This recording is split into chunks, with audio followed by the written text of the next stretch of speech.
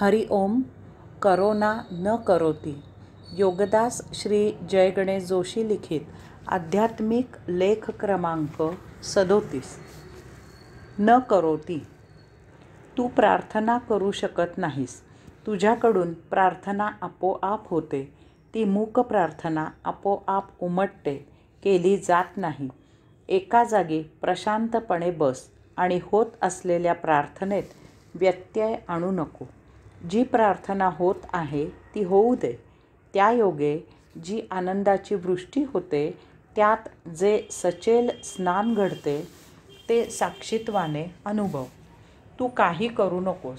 तू करून काही होणारही नाही. काहीही करणे म्हणजे होत असलेल्या प्रार्थनेत अडथळा आणणे आहे. जी प्रार्थना होत आहे त्याला साक्षी राहून त्याचा आनंद घ्यायचा, हे इतकेच तुझ्या हातात आहे. कारण प्रार्थना हा काही कोणता विधी नाही, सोपस्कार नाही, चाकोरी नाही की अमुक पद्धतीने कृती करावी आणि प्रार्थना व्हावी. या उलट देहधर्मासाठी कर्मयोग करून उर्वरित वेळेत काहीही न करता जे होत आहे त्याला प्रशांतपणे साक्षी राहणे, हे इतकेच तुझ्या हाती आहे. त्या योगे प्रार्थना उमटते. या योगे प्रार्थना आपोआप होते, करावी लागत नाही. अशी प्रार्थना न करोति हा अक्रिया योग आहे. तो प्रभूचा प्रसाद आहे. या मूक प्रार्थनेत अगतिक विलक्षण गती निर्माण होते. एक क्षण असा येईल की तुझ्यात आमूलाग्र बदल होईल. तू अकारण परम आनंदाने भरून आणि भारावून जाशील.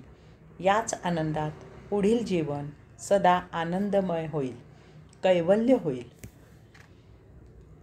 लेख क्रमांक 38. न करोति. येथे सत्य आणि असत्य ह्याची व्याख्या समजून घ्यावी.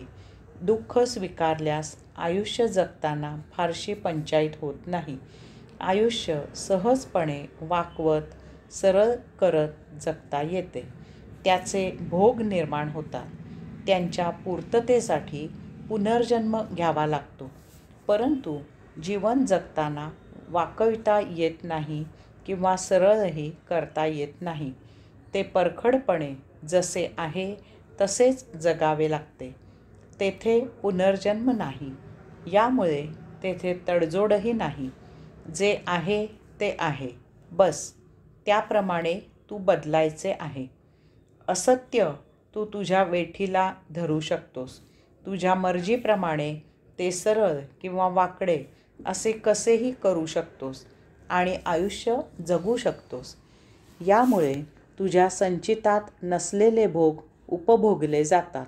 त्यांच्या क्षालनासाठी तुला पुनर्जन्म घ्यावा लागतो.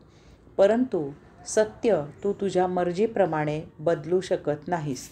ते जसे आहे त्याप्रमाणे तुला बदलावे लागते. येथे भोगापलुलता नाही. त्यामुळे तुझ्याकडून जीवन जगले जाते. तुझे संचित समाप्त होते. या योगे येथे पुनर्जन्म होत नाही. मुक्ती किंवा सायुज्य मुक्ती प्राप्त होते. यास्तव न करोति. जीवनाला विरोध नाही. हे तत्व अंगीकारिलेस की तू सहजच सत्याचरण करतोस. त्या योगे तू सदानंदी राहतोस, मुक्त होतोस. हरि ओम.